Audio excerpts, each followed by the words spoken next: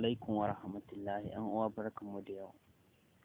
Cikin wannan bidiyo insha Allah zan nuna yadda mutum zai kashin abokan shi wanda yake WhatsApp da su, kamar kashe yadda zaka ɓoye abubuwan da kake so a cikin WhatsApp.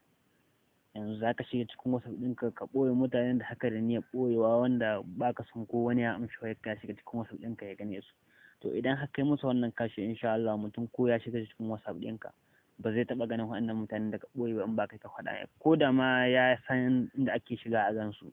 To akwai yadda za a yi shi kuma akwai kwarar ɗin za ka kasa mai wannan huri wanda ko ya shiga shi kuma ba zai iya hidda kwarar ɗin mutum da kwarar in dai ba wanda ya tashi ba asali an san ba kowa ne zai iya buɗe kwarar ɗin wani ba insha Allah.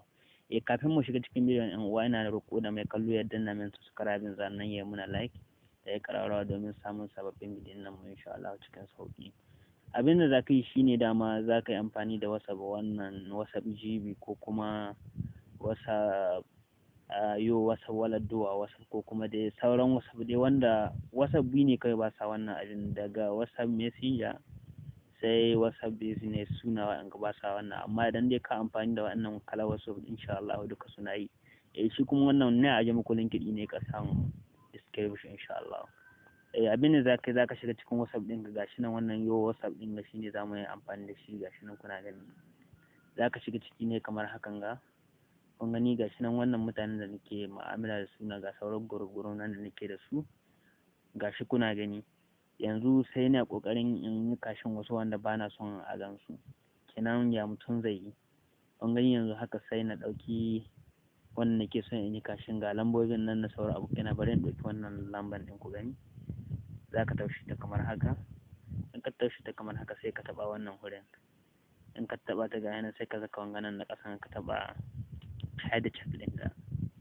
Kun gani gashi nan yanzu ya bani cewa in sa kwad ɗin nake so, gashi nan kwad fen nake so ko pattern, gashi nan bari in sa pattern ɗin ku gani.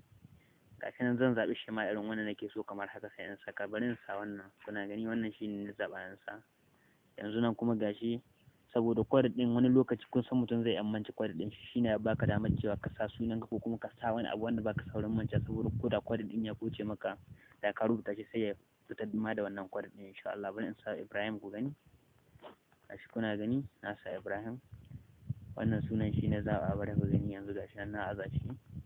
Gashi nan zaka dawo nan ƙasa shi ma ka ƙara rubuta Ibrahim, gashi kuna gani. Allah gashi yanzu na rubuta su, gashi kuna gani wuri biyu na rubuta shi sai ka yi bayan ɗin shi gashi nan ƙasa inda alamar tsawon sai ka taɓa haka. Gashi kuna gani, gashi nan kuna gani yanzu shi ma yanzu ya dawo nan, yanzu shi ɗin ya nan tunda shi ɗin ya sako. Yanzu bari in zo in sako wani ku gani, yanzu bari in sako wani nan gashi nan wannan da kuke gani gashi nan wannan lamba ga ta farko gani, ga ta kuna gani ita ma da ni ma alama kuɗin ba ita ɗaya ba. Gashi nan zaka ɗaukar lambobin da aka so har da group zaka haɗa, bari in haɗa da wannan group ɗin ku gani. Gashi nan sai ka dawo ka taɓa nan, gashi bari ku gani, to bari mu yi guda tun da dai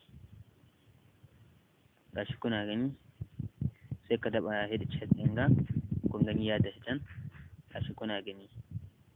Kun gani yanzu farin guda ɗaya na yanzu gashi guda biyu kun gani, bari in ƙara sako wani na uku ku gani, saboda bari a sa group ɗin saboda abin gwara a yi dilla da mutum zai gane insha Allah. Gashi kuna gani to ina ganin group ɗin nan baya shiga shi,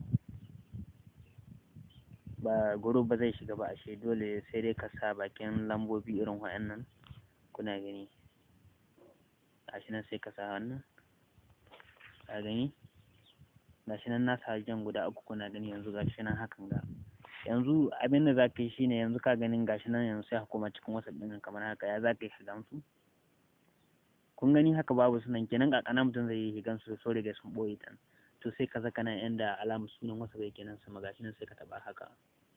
Kun gani na taɓa nan alamar sunan ɗin nan, gashi nan sai in sa wannan kilan ɗin nan, sa wannan shema ɗin sai ka sa haka.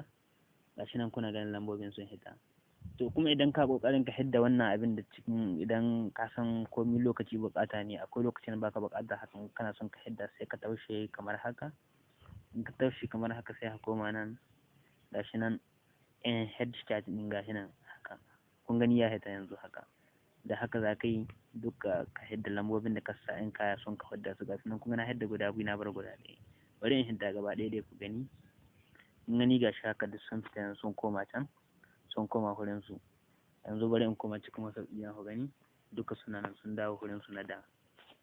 Gashi kuna gani duka yanzu idan ka diba ga gudan nan kuna gani ga lambar gudan ɗin nan gashi nan duka kuna gani. To da haka dan uwa insha Allah za ka ɓoye abubuwan ka yanda ba tare da wani ya san sirrukan da kake yi kai da wasu ba.